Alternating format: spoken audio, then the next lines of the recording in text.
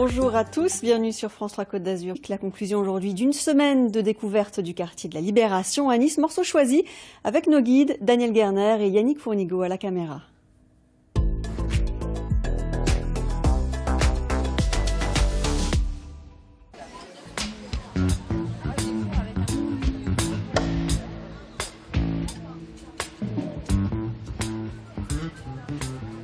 Alors après une semaine passée à arpenter les ruelles de la Libération, qu'est-ce qu'on en retient? Eh bien pour nous, la Libé, c'est avant tout l'art de bien manger. Et moi j'aime bien parce qu'ici, si tu veux, il y a vraiment des gens qui savent de quoi ils parlent. C'est pas du tout comme au supermarché, tu arrives, voilà, tu as vraiment un vrai contact, tu peux demander des recettes, des conseils de cuisson, voilà, tu peux tout tâter le produit. Salut, ça va? Bon, t'as quoi de beau là? Faut que tu m'expliques un peu. J'avais envie de faire du maquereau aujourd'hui. Remarque qu'un calamar frais, c'est pas mal aussi. Le maquereau, il est pas mal parce que c'est du petit, c'est pas du maquereau espagnol, donc c'est vraiment bien. D'accord. Après, tu as des beaux rougets qui sont rentrés et des beaux loups. Moi, je te fais les filets. Qui c'est qui cuisine? Bah, c'est moi. C'est toi? Alors après, tu fais comme tu le sens. Ouais. On peut faire un portefeuille, on peut faire un papillon, comme tu veux. Ok. On va travailler dessus. Le portefeuille, on enlève l'arête centrale. Ouais. Au milieu, papillon, je te le mets à plat comme ça. C'est à toi de voir ce que tu vas faire après. Voilà. Papillon.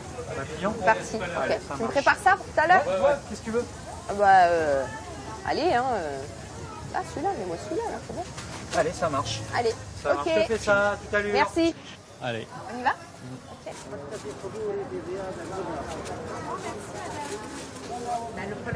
Bon, là, je t'emmène chez Claude. Claude qui fait des panisses. Je suis sûre que tu n'en as jamais goûté des comme ça. On va certainement. Ah ouais, pas, regarde, il est déjà sorti les petits cornets. Oui, après on les vend.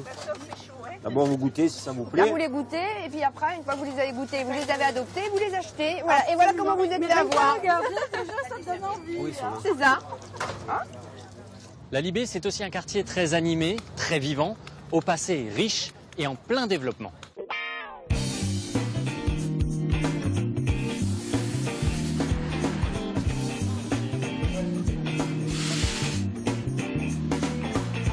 Alors vous, ça fait combien de temps que vous êtes installé ici? Ça fait 90 ans, depuis 1928. Pas vous C'est en mais personne. c'est quand même. familial. Oui. Mon père, il est mort il y a 50 ans et j'ai pris la suite.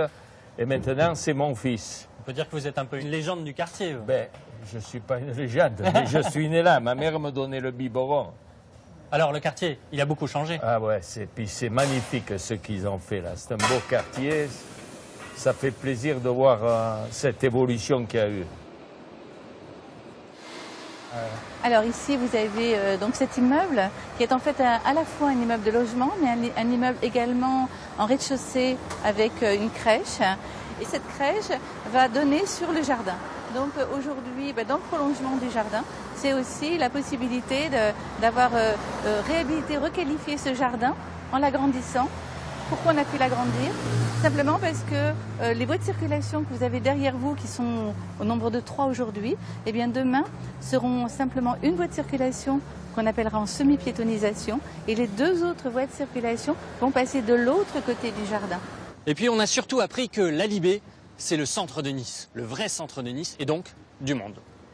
Le vrai centre de Nice, c'est la place de la Libération et je le revendique haut et fort.